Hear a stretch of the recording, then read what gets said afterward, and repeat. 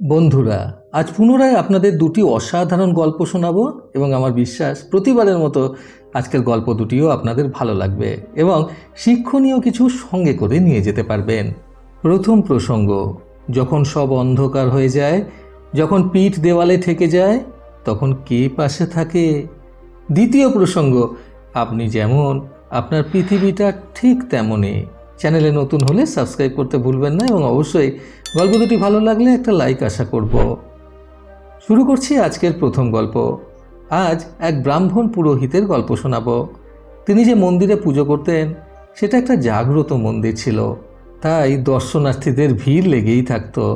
প্রতিদিন তিনি যা অনুদান পেতেন তাতে নিজের জন্য রেখে কিছু দানও করতেন। এই কারণে সেই ব্রাহ্মণের কদরও ছিল খুব, লোকে অনেক সম্মানও করত। প্রতিদিনের প্রাপ্তি চাল ডাল ইত্যাদি থেকে তিনি কিছুটা দান করতেন, কিছুটা নিজের জন্য ব্যবহার করতেন এবং বাকিটা তিনি সঞ্চয় করে রাখতেন ভবিষ্যতের জন্য। তিনি যে গৃহে থাকতেন সেখানে কোণের দিকে একটা গর্ত ছিল, যেখানে একটা ইঁদুর থাকত। ইঁদুরটি প্রতিদিন সেই ব্রাহ্মণের গতিবিধির দিকে নজর রাখত। তার জমানো সেই শস্য থেকে সে নিজের খাবার জোগাড় করে নিত। ইঁদুরের ছোট পেট, যতটুকু সে নিত তাতে সেই ব্রাহ্মণ বুঝতে পারত না যে তার সঞ্চয় থেকে কিছু চুরি হচ্ছে। একদিন সেই ইঁদুর ভাবে এই ব্রাহ্মণের মতো তাকেও ভবিষ্যতের জন্য সঞ্চয় করে রাখা উচিত। এর ফলে যখনই সেই ব্রাহ্মণ বাড়ির থেকে বেরিয়ে যেত, সে নিজের কাজে লেগে পড়ত। সারাদিন সেই শস্য থেকে কিছু কিছু করে মজুত করতে থাকে নিজের বাসায়। এইবার সেই ব্রাহ্মণের বুঝতে অসুবিধা হয় না যে ইঁদুর তার শস্য নিয়ে চলে যাচ্ছে। তিনি সেই ইঁদুরকে ধরার অনেক চেষ্টা করেন, কিন্তু ধরতে পারেন না। প্রতিদিন এই একই ঘটনা ঘটতে থাকে। সেই ইঁদুর হয়ে গিয়েছিল সেই ব্রাহ্মণের সমস্যার কারণ। একটা ইঁদুর, কিন্তু এত শস্য খায় কি করে? অবাক করা ব্যাপার। একদিন দুপুরবেলায় তিনি সেই ইঁদুরকে খুঁজতে ব্যস্ত হয়ে পড়েন। এক ভিক্ষুক এসে সেই সময় ভিক্ষা চায়, কিন্তু তিনি ইঁদুর খুঁজতে এত ব্যস্ত হয়ে পড়েন যে সেই ভিক্ষুকের আওয়াজে ওনার মন যায় না। তিনি স্থির করে নিয়েছিলেন যে আজ এই ইঁদুরের একটা ব্যবস্থা করতেই হবে। বলা হয় সেই সময় কোনো ভিক্ষুক কিছু না নিয়ে চলে গেলে নাকি গৃহস্থের অকল্যাণ হতো। শেষে রাগ করে সেই ভিক্ষুক বলে, আমি চললাম, আর কোনো দিন তোর কাছে আসবো না। এইবার সেই ব্রাহ্মণ বুঝতে পারে বাড়িতে ভিক্ষুক এসেছে। তিনি সঙ্গে সঙ্গে দরজার সামনে আসেন আর বলেন, আমায় ক্ষমা করবেন মহারাজ, আমি আপনার আগমন বুঝতে পারিনি। একটা ইঁদুর জীবন অতিষ্ঠ করে দিয়েছে, সব শস্য নিয়ে চলে যাচ্ছে। বুঝতে পারছি না ইঁদুর একটা এত শস্যের কি করছে, আর সে এত চতুর যে আমি ধরতেও পারছি না। সেই ভিক্ষুক বলেন, সেই ইঁদুর শস্যগুলো নিয়ে খাচ্ছে না, ও ভবিষ্যতের জন্য সঞ্চয় করছে।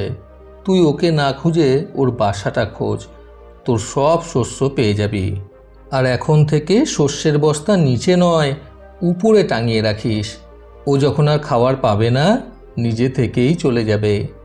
ভিক্ষুক ভিক্ষা নিয়ে চলে যায়। ব্রাহ্মণ এবার সেই ইঁদুরের বাসা খুঁজতে থাকে। কিছুক্ষণ পর পেয়েও যায় সেই বাসা।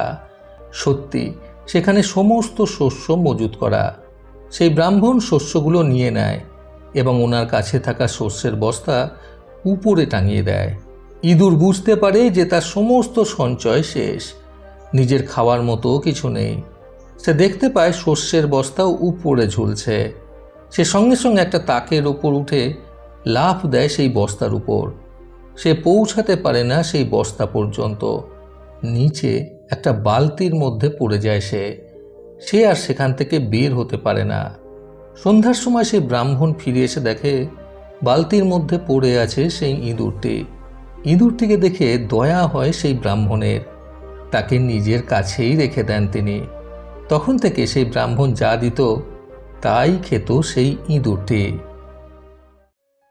বন্ধুরা, খারাপ সময়ের মোকাবিলা করতে আজকের এই প্রথম গল্প থেকে শিক্ষণীয় তিনটি কথা সর্বদা মনে রাখুন।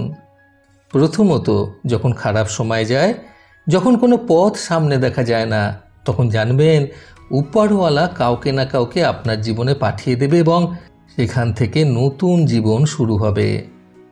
দ্বিতীয়ত, শেষ বলে জীবনে কিচ্ছু হয় না, প্রতিটি শেষ নতুন কিছু শুরু করার বার্তা। তৃতীয়ত, মেনে নিলেই হার আর লড়াই করলেই জিত। নিজের মনকে এতটা শক্ত করুন যেন কোনো কিছুই আপনাকে ফেলে দিতে না পারে। চলে আসছি আজকের দ্বিতীয় গল্পে। এই গল্পটি এক রাজকুমারের।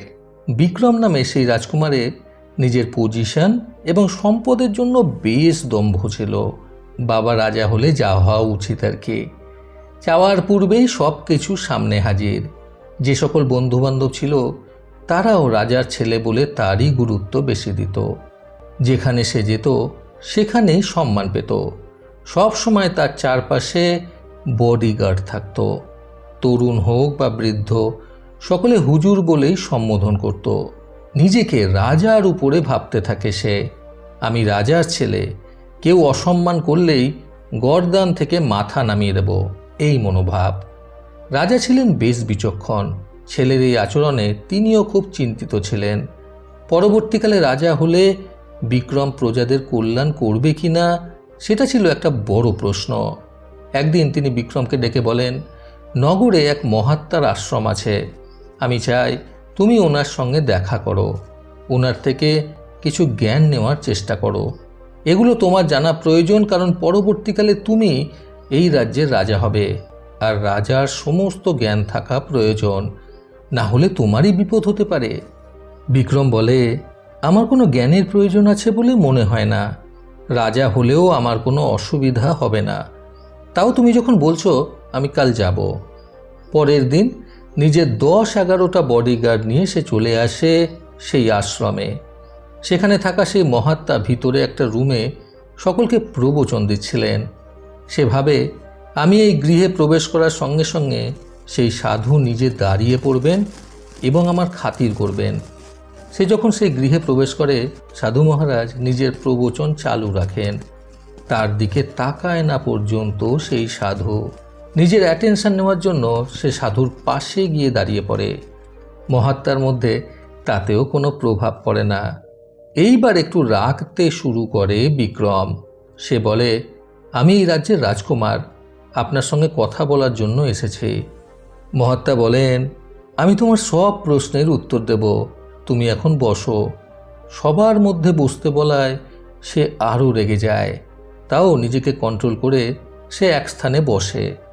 ভাবতে থাকে এইবার সেই মহাত্মা তার গুরুত্ব দেবে। বেশ কিছুক্ষণ কেটে যায়। মহাত্মা বাকিদের সঙ্গেই কথা বলছিল। এইবার সে বেশ রেগে যায়। উঠে দাঁড়িয়ে বলে, আপনি আমায় এইভাবে অপমান করতে পারেন না। আপনি এক ভণ্ড দাম্ভিক সাধু। এক রাজকুমারের সাথে কী প্রকার আচরণ করতে হয় তার জ্ঞান নেই আপনার। আপনি জানেন, আমি চাইলে আপনার এই আশ্রম তুলে দিতে পারি। এটা আমার রাজ্য। মহাত্মা হাসি মুখে বলেন, তুমি অযথা রাগ করছো। তুমি খুব ভালো মনের মানুষ, তুমি খুব বিচক্ষণ। তোমার রাগ করা শোভা দেয় না। তোমার যদি কোনো কাজ থাকে তুমি করে এসো, পরে শান্ত মনে এখানে এসো। তাকে ভালো বলায় কিছুটা রাগ কম হয় বিক্রমের। সে সেখান থেকে চলে যায়। প্রাসাদে সে বাবার সাথে দেখা করে এবং সমস্ত ব্যাপার খুলে বলে। সে গর্ব করে বলে, সে মহাত্মা আমাকে ভালো বলেছে। রাজা অর্থাৎ বিক্রমের বাবা যে উত্তর দেয় সেটাই আজকের গল্পের নীতিকথা। তিনি বলেন, মহাত্মা তোমাকে নয়, নিজেকে ভালো বলেছেন। সেই মহাত্মা নিজে ভালো, নিজে বিচক্ষণ, তাই তিনি তোমার মধ্যেও সেই ভালো মানুষ দেখেছিলেন। যেখানে তুমি সেই মহাত্মাকে সেই রকমই দেখেছ যেরকম তুমি নিজে, অর্থাৎ ভণ্ড, দাম্ভিক, নিজের গুরুত্ব জোর করে উপস্থাপন করা ইত্যাদি। বন্ধুরা, নিজের মনকে সুন্দর করতে আজকের এই দ্বিতীয় গল্প থেকে শিক্ষণীয় 3টি কথা সর্বদা মনে রাখুন। প্রথমত, কথায় আছে, মানুষ যেমন ঠিক তেমনটি অন্যদের মধ্যে দেখে থাকে। দ্বিতীয়ত, মানুষ যদি পজিটিভ হয় তাহলে অন্যদের মধ্যে পজিটিভ দিকটা দেখে, আর যদি নেগেটিভ হয় তাহলে একটা ভালো মানুষের মধ্যেও নেগেটিভ দিকটাই দেখার চেষ্টা করে। তৃতীয়ত, জীবনে এমন কিছু করবেন না যেটার জন্য পরবর্তী সময়ে আফসোস করতে হয়। মানুষকে চেনার চেষ্টা করুন, বোঝার চেষ্টা করুন। আপনি যে সত্যি মানুষ সেটা প্রমাণ করার চেষ্টা করুন। প্রতিবারের মতো আবারও বলবো, এই পৃথিবী তাদেরকেই সম্মান দেয় যারা ইউনিক কিছু করার ক্ষমতা রাখে। সকলে সুস্থ এবং সুন্দর জীবন কামনায় প্রকৃত জীবন থেকে আমি সন্তু চক্রবর্তী আবার আসবো আগামীকাল নতুন সুন্দর শিক্ষণীয় একটি ছোট গল্পের সাথে। ভালো শুনুন, ভালো থাকুন। ধন্যবাদ।